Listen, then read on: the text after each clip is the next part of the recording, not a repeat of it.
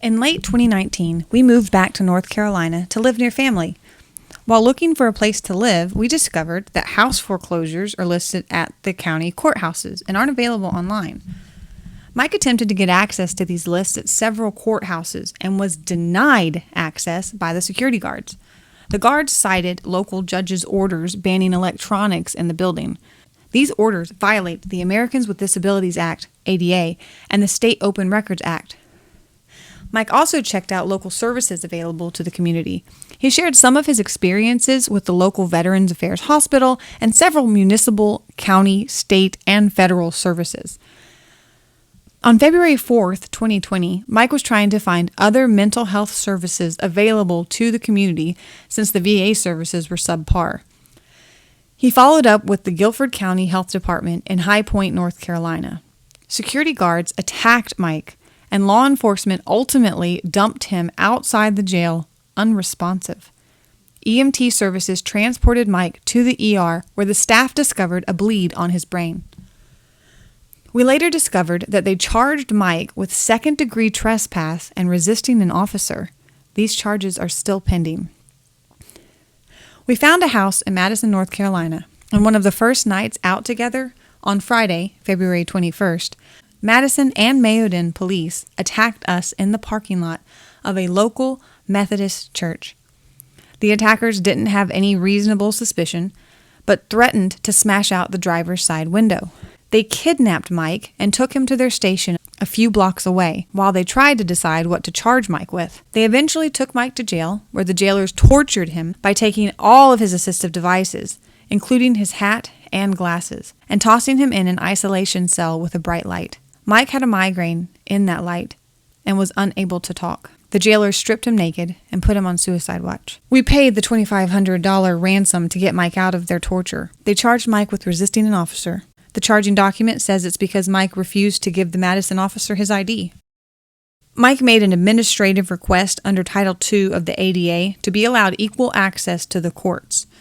He wanted to be able to attend all of his hearings with his normal, everyday assistive devices that allow him to take notes, have access to his notes, and to be able to read documents.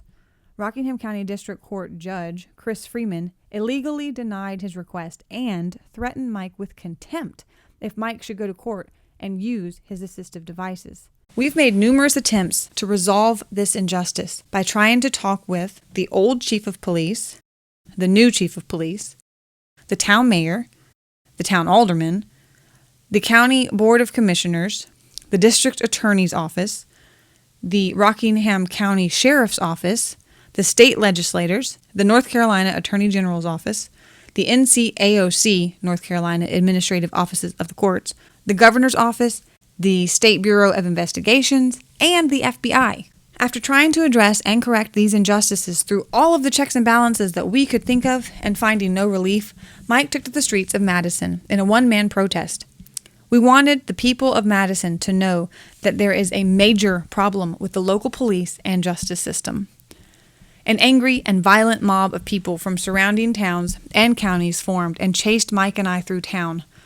Some people physically attacked Mike and stole his sign out of his hand. One of those people we've identified as Donald May. The mob continued to stalk, harass, and make threats to us as we walked through town, even after Mike no longer had a sign. Jason White, the new Madison police chief, actually thanked the angry mob at one point, and two of his officers began leading the angry mob to our house. Mike returned to downtown Madison that evening with Jeff from NC Tyrant Hunter YouTube channel, and one more protest sign. The angry mob showed up again and attacked. Donald May and Roy Lee Reed Jr. attacked Jeff and stole his sign.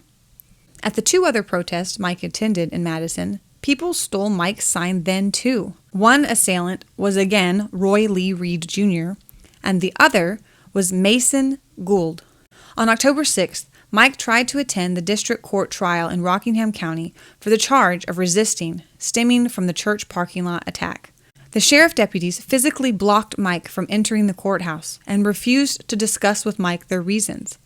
Minutes later, the deputies kidnapped Mike again on the courthouse steps by order of Judge James Grogan. They took Mike to jail and booked him in with a staggering ransom of $50,000 cash-only bond requirement. They threw Mike in the bright isolation cell again, and Mike again had another migraine. The next day, they transferred Mike to a maximum security prison in Raleigh, North Carolina, where they locked Mike in an isolation cell for 10 days. I managed to get a bank loan and gather the $50,000 cash in a backpack. I took the ransom to the Rockingham County Magistrate's office, where they counted it by hand twice, then sent their deputies to retrieve Mike from prison. They forced Mike to sign the bond paperwork, where they told him he was on house arrest and wasn't allowed to go anywhere except for court, lawyers' visits, and scheduled medical appointments. On October 23rd, Mike went to trial in the Rockingham County District Court with Chris Freeman. They stripped Mike of his due process and disability rights and forced him into court without his assistive devices. Chris Freeman rubber-stamped a guilty verdict contrary to the facts found in the trial. Even though they had already punished Mike with 4 days in county jail, 10 days in maximum security prison, and 6 days house arrest, Chris Freeman punished Mike more by sentencing him to 12 months probation with community service. On October 28th, we filed the appeal to Superior Court, and Chris Freeman punished Mike again. He ordered Mike to be placed under house arrest and for the court to continue to hold the $50,000 ransom. Rockingham County Superior Court is scheduled for November 30th. The bank is collecting an $800 a month payment on the ransom the court is still holding. This is only a summary of some of the injustices we've personally witnessed and been subjected to in North Carolina. If you want to call or email or protest or redress the government for any of this, feel free to do so. Just know that we've been attempting to remedy these injustices this whole time, and it seems the government's response is to keep adding more injuries. Thanks for tuning in. Peace and love to you all, and as always, De oppresso liber.